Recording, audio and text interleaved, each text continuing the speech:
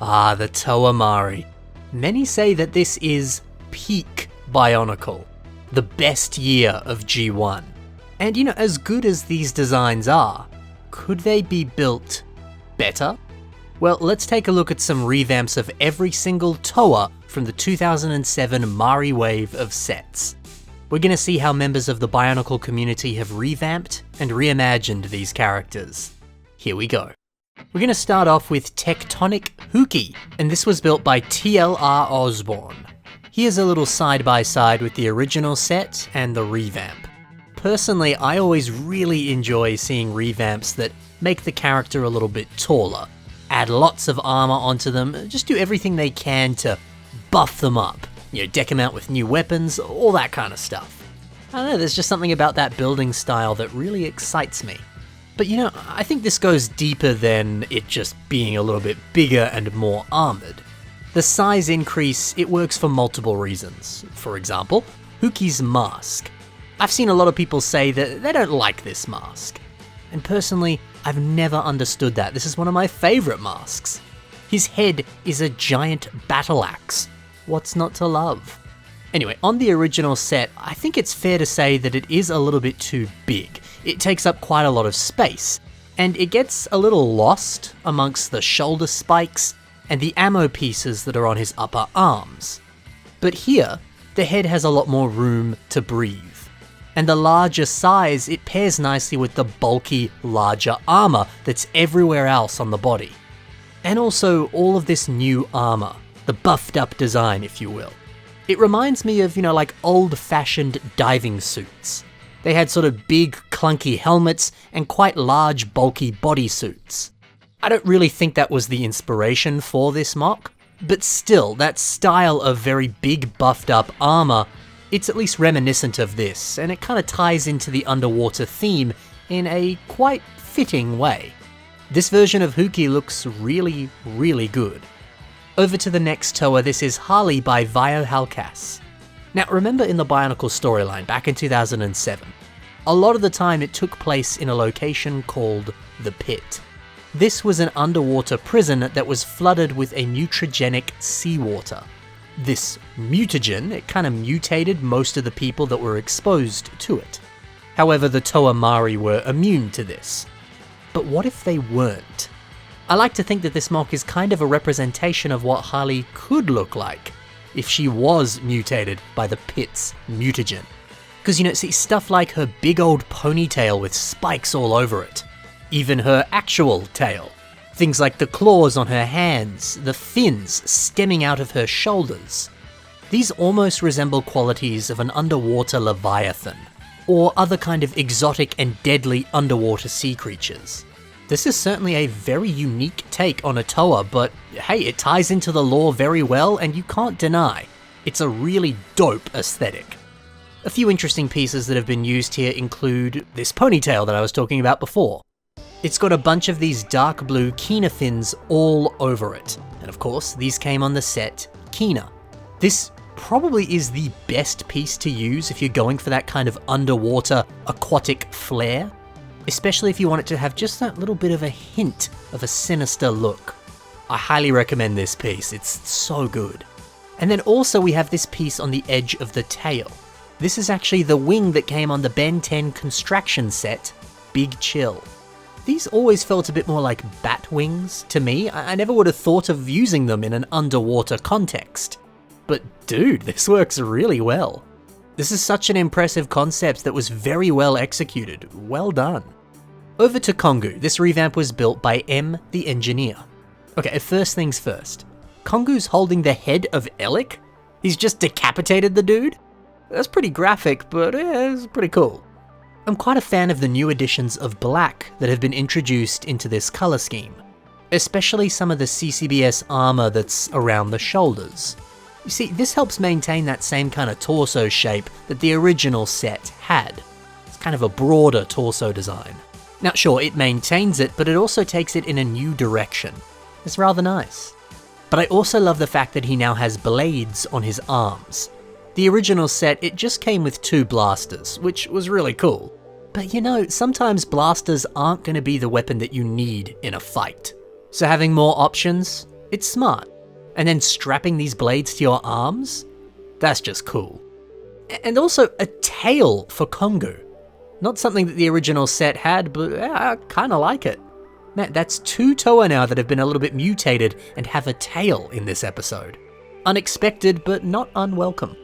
Over to Jaller. This is an expertly crafted mock that was built by Dongwon-jong, a name that I'm still not sure if I'm pronouncing correctly. My apologies. Here's a cheeky side-by-side with the original set and this much taller, Titan-sized mock. What an upgrade. And dude, look at Jaller rocking a helmet and some silver body armor. Isn't that just amazing? This helmet uses the headpiece that of course came on the set, Spinax. But Spinax was the dog that was included in this larger set featuring Maxilos.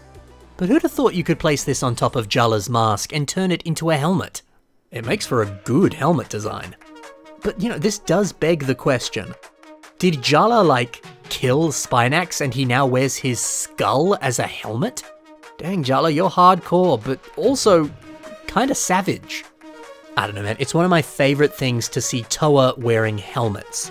You don't really see people doing that every day on their mocks. It's always so special to see something like this in action.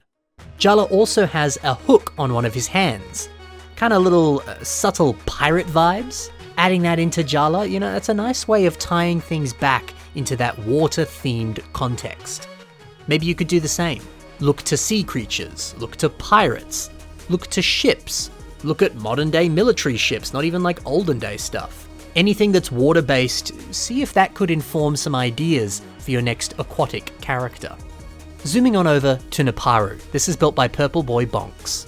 When we compare this revamp to the official set, we can see that some orange has been introduced to the color scheme. And you know what? I think this was really needed. The original set was just silver and black, and sure, that actually does look good. But it is a little bit bland. How much better does it look when a tertiary color is introduced? The orange, of course, is a callback to the original version of Nuparu, who appeared as a Matoran inside this little mech suit.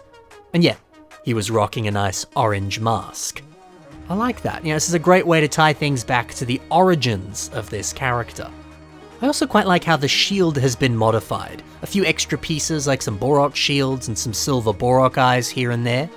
Yeah, it really rounds off the design and I don't know, it just looks good. I also love these tiny air tanks on the back. It is always interesting to see how different builders have approached the scuba gear that the TOA are wearing. Because, if they're swimming underwater, that's pretty important. But there are many different ways that you can convey that design, and I think the way it's done here is quite exceptional. Now for the final member of the TOA Mahri. It's Matoro Mahri, and Kotorak has breathed new life into this beautiful revamp. This keeps a lot of the original vibes of the sets, but it also adds a brand new custom mask for Matoro, which looks really good. I guess it's just a different kind of stylized interpretation of the mask. Nothing too adventurous, nothing too different. I like that. Sometimes a fresh face like this is really all you need to make the character feel and look a little bit different. I also love that the biggest change on this revamp is giving Matoro a cape. A cape with a hood. He looks so cool with that hood up, like a Jedi or something. It's funny because I feel like a hooded cape for an underwater mission is going to be kind of impractical and it's probably really going to get in the way. But who cares? Capes and hoods look awesome, especially custom ones like this. It's just good to see the legendary Matoro looking better than ever. Now we do have one more creation, because there was indeed a 7th TOA that was present in 2007's wave of sets. It's Lesovikk. This mock was built by Dan V. What an amazing upgrade for the character. The introduction of a lot of trans blue is perfect. It ties very well into that underwater setting, and it's quite different from everything else that we've seen on the mocks in this episode. A nice refreshing way of doing it, I like it. Now, the original Lesovikk did actually have a vehicle that they were riding in their much larger Titan set. This mock doesn't have a vehicle, but that's okay, the revamp looks great on its own. I'm quite a fan of the torso design, using these heads-up display visors. It's this piece right here.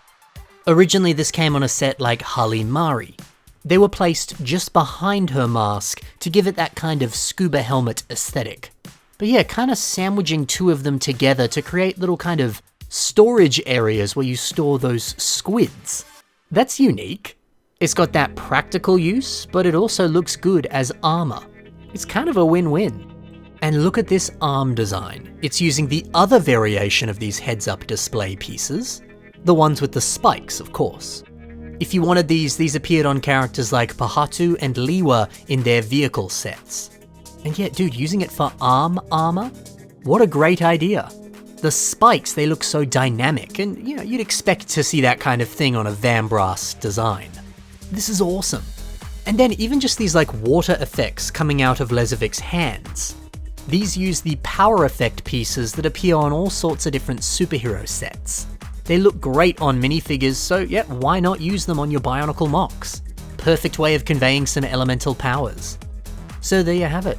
That's every single 2007 TOA revamped and reimagined.